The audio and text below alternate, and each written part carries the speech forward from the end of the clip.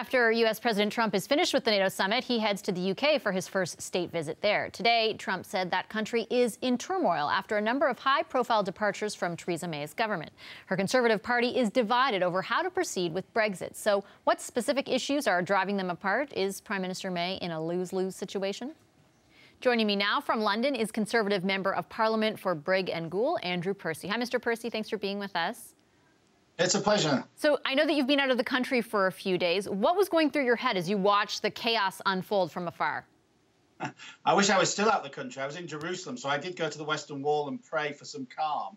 But it has all been a little bit mad. I mean, losing one cabinet minister in a day could be regarded as unfortunate. Losing two is something a little bit more serious. But, I feel sorry for the Prime Minister. I think, she is trying to navigate her way through the Brexit process. She's got to deliver on this referendum result, but she has a parliament that is largely hostile to the whole idea. So, she'd come up with this very sensible proposal, I thought, but unfortunately, the Conservative Party, not for the first time, has differing opinions on the issue of Europe. Were you surprised to the degree to which those opinions differed and the way in which it manifested? Did it surprise you at all?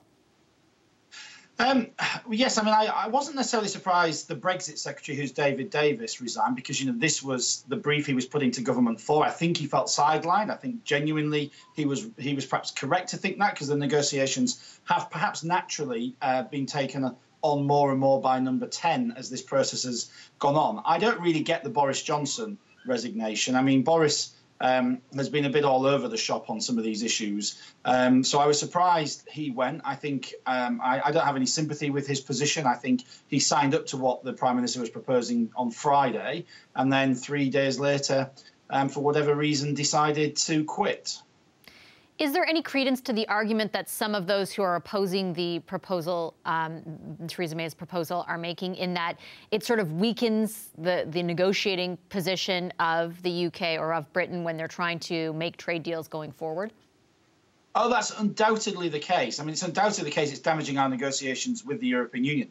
But the same has been true for what has been a 2-year relentless campaign by the Remain elements, those who want us to stay in the EU, who haven't been able to reconcile themselves to the democratic decision of the people.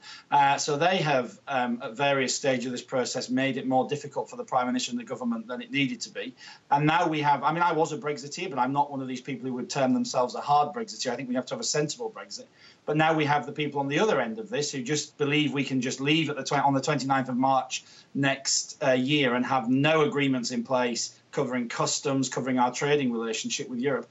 They are now engaging in the sort of behaviour we've seen these last few days and making the negotiation for the Prime Minister even more difficult than it already was. So, I wish everybody would just bang their heads together and be a little bit more grown up about this. What do you think the chances of that are? Well, you interview a lot of politicians. It is not impossible that some politicians might have egos and others might have leadership ambitions and, people jockey for position and all the rest of it. Look, I think at the end of the day, my colleagues in the Parliamentary Conservative Party, and indeed even across the House of Commons, have to understand that people made a decision. There are differing views on what our future relationship should be with Europe. But the one thing we should all agree on is we have to leave the European Union. That is what the people voted for. And the Prime Minister is quite sensibly, I think, trying to get us an agreement that has as little friction in place as possible when it comes to the movement of people and trade and goods following Brexit, but that actually does do the things that people voted to stop. So stop paying in, obviously stop being a member, stop the unlimited immigration. So I think she's trying her best. I honestly, for the first time in this process, I can't tell you definitively where I think this will end up at the moment, because, of course, it isn't yet clear how the Prime Minister's position in the Conservative Party will work out over these next few days. But, I think the only show in town, really, are the Prime Minister's proposals. So I think the Parliament just needs to get behind her. Do you think that the Prime Minister's grip on power is at risk right now? Well, interestingly, a number of colleagues have said the resignation of the Brexit Secretary, David Davis, was very damaging to her. But almost when Boris resigned yesterday, in some respects, it strengthened her hand. Colleagues feel a bit more united than perhaps they might otherwise have done, because they perhaps question his motives a bit more than they do David Davis's. But look, this is a prime minister who has been pretty tough and pretty resilient. She took over in the light of this referendum result.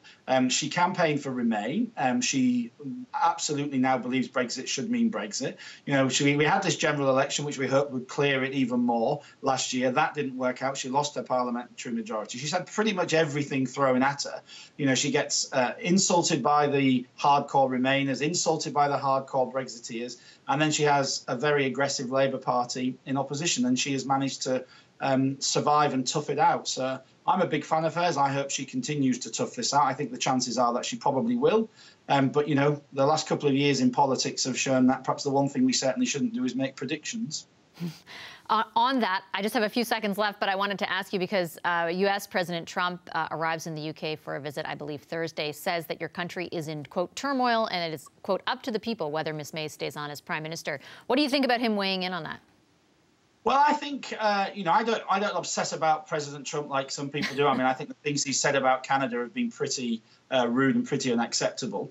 And he should probably just keep his neb out, as we say in Yorkshire, of our business. It's not his business. I mean, I think we could point back to him that it's looking pretty unsettled and fairly tumultuous times in the United States. So perhaps he should get his own house in order before he starts lecturing us over this side of the pond. But we welcome him all the same because he is the president of obviously our biggest security ally and all the rest of it. But he should keep his neb out. All right, I'll leave it there. Thanks a lot, Mr. Percy. Anytime.